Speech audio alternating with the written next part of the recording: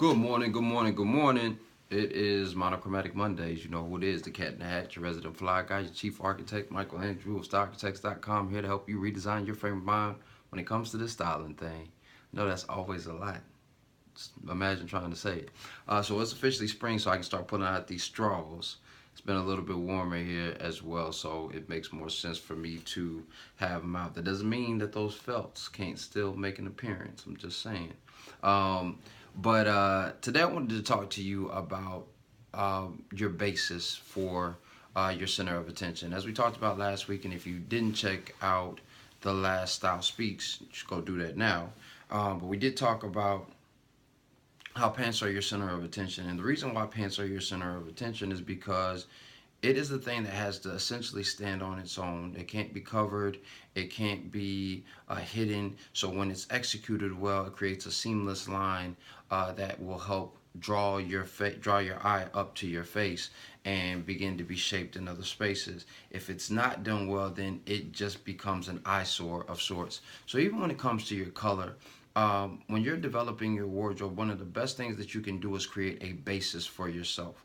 For some guys, that may be grays, blues, and maybe even blacks. For other people like myself, that tends to be like beiges, browns, and tans for my base color scheme. The reason why you want to do this is because if you create a basis that, sorry you had that ding, if you create a basis for yourself, then you can essentially secure your center of attention and you can build around that. So last month we were talking about building your foundation, what you're going to stand on. So let's say, for instance, you have two great pair of shoes, one in tan or the nice light brown, and one in cordovan. Again, I'm not really a black shoe guy.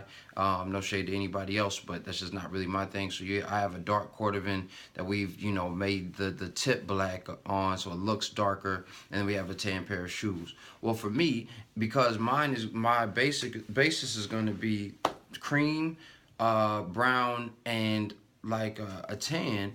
If I have cordovan shoes and I'm pairing that with any one of those different types of trousers, they're going to work. It's going to work for me, and I won't have any problems mixing and matching those looks so that they fully captivate the center of attention. This will also be a great basis for you to figure out what jackets and what shirts you're going to wear. Just imagine this: if you have a strong basis of what your closet is predominantly composed of, and you go to the mall and you can take three of those items, because you don't necessarily need a whole lot of pants, but you have three of those pants that you take into the mall or take into your tailor or take into a custom space. And what you can do is you can start putting those fabrics against the other jackets and the shirts that you're looking at purchasing. And if that's a fair representation of what your closet looks like, well, then you don't have any issue of knowing and going into the space with confidence, knowing that you're going to purchase what you need to.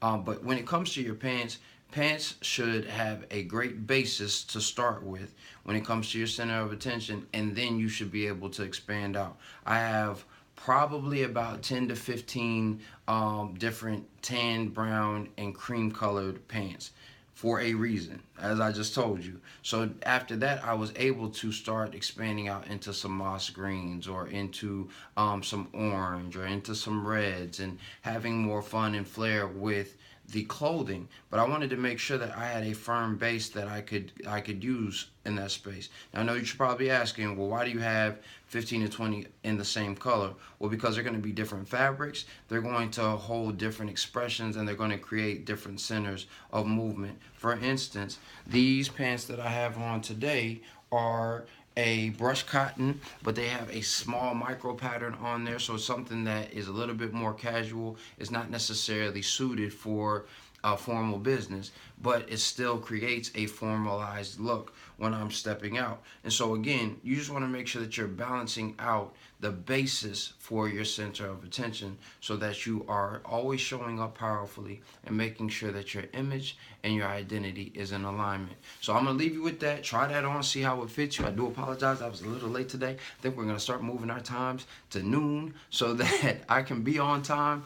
But you know that I'm here every day, Monday through Friday, giving you this information so that you can set your style and make sure that it's speaking the language that you want it to.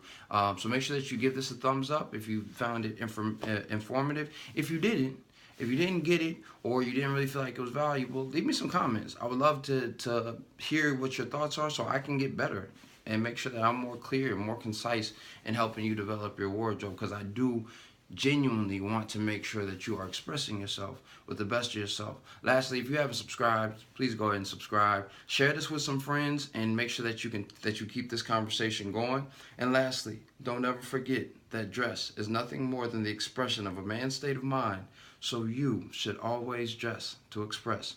I'll see you tomorrow. Peace.